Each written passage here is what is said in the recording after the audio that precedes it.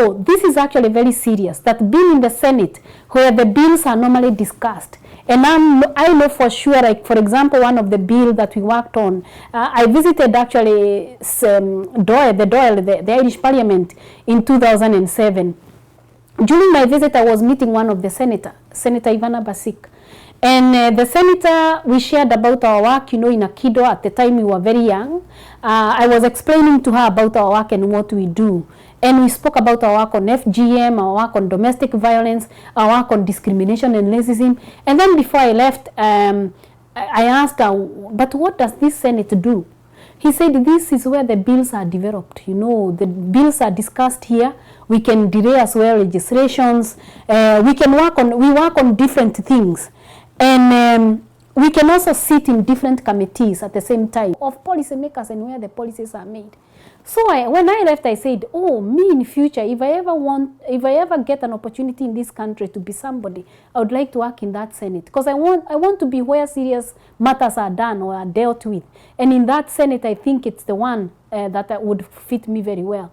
So also before we left, she asked me, what can I do for you? Is there anything that I can help work? And I told her, yeah, because now you have told me you work on bills and the laws, I would like you to help us on female genital mutilation law that we have been trying to work on for a long time. We had started our work on FGM back in 1999. Actually, I had worked with a group called COLAF at the time, and then IFPA. So she said, okay, send me all the information, and we start working on it. So we started working on the bill that September. By November, we had sent her some information. And actually that bill of 2007, when she started the work, became the law. It came the Female Genital Mutilation Act 2012. And now you tell me not to go to Senate.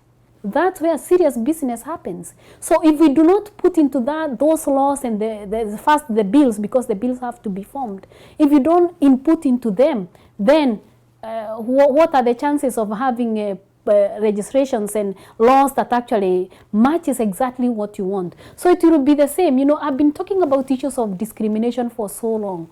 Racism. The country, Ireland, is actually talking about developing hate crime. We are talking about direct provision. These are all areas that I've worked on for years. These are areas that I can contribute closing my eyes, even without anything else. If I go to Senate, I go there with my experience, expertise, knowledge, and even name everything. And we can actually develop better things, by my involvement and by me being there. It also actually gives a very clear message to all the migrants that we have equal opportunities. And I go back to the word opportunity that you spoke about earlier. We all have the opportunities. It's just a matter of knocking doors. And if one door closes, knock the next one and the next one until you get the one that opens. And that's what I've exactly been doing. So for me, it's going to Senate is actually to transform, to do the rest of the transformation that I can do to the best of my knowledge and the best of my expertise that I have. And I think this is the time for me. It's a time for me because before I was saying I have so many things that I want to put in order. This organization is in order. Kidwa is in order. I finished my PhD, which I've just finished actually last year.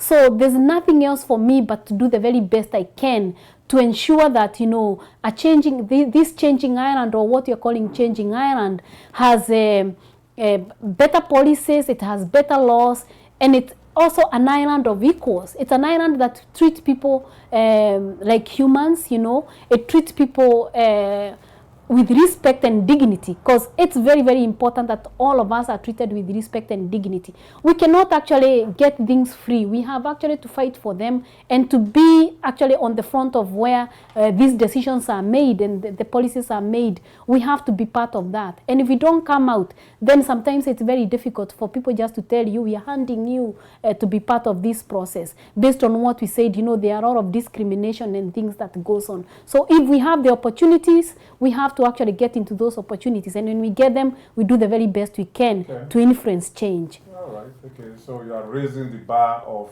representation. Absolutely. It is obvious that we actually need this kind of representation, and like you said, it cannot come to you on a platter of gold. No. You have to go out there and fight for it. Yes. But we're talking about discrimination.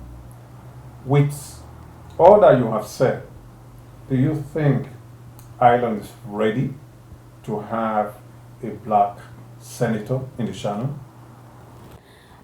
What I would say with that is that Ireland is changing. I actually sometimes say Ireland have changed, you know, because in the recent years, for example, in the last 5 years, we have seen a lot of changes. Take an example, you know, the marriage equality, of where Irish people voted very much highly, you know, of the marriage equality. We've also seen other votings like the repeal the Eighth Amendment, where the constitution had to be changed, you know, and that actually had been fought by people itself. So what I'm saying is that, you know, I may not be voted, I may be voted. But even if I don't get voted, this is actually a beginning of a journey to set it very clear out there to the Irish people and non-Irish people, whether the migrant, that this is an island of opportunities which should be open to everybody. It's not chosen view.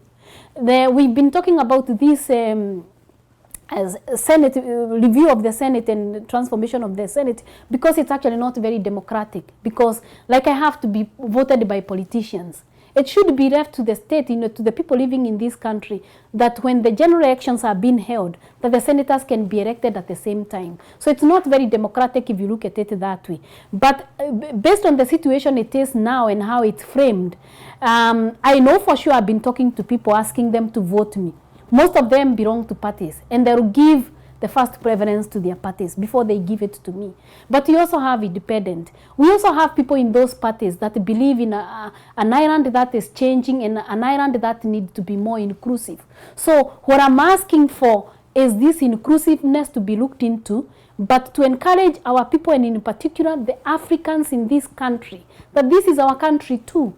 We live here. We earn money here, we work and we pay taxes and we contribute as much as we can into this country. We suffer from homeless just as other people here, they are suffering homelessness. If it's health, we suffer from health, we are suffering the same. So we cannot see ourselves as different. We have to see ourselves as part and parcel of this country, and as people who are informing and shaping the change that is actually happening in this country. And for us to do that, we have to put ourselves forward. You know, whether it's in the Senate, whether it's at the local level as councillors, whether it's at TDs or MEPs. So we have to be able to position ourselves, because positioning is very important. So I hope I'm voted, and if I'm voted, I'll do my very level best, you know. I'll be there not only for migrants, but looking at equality and human rights from a general and a global perspective, and trying to uphold those equality rights and human rights that people should, everybody should have, rather than just a chosen few.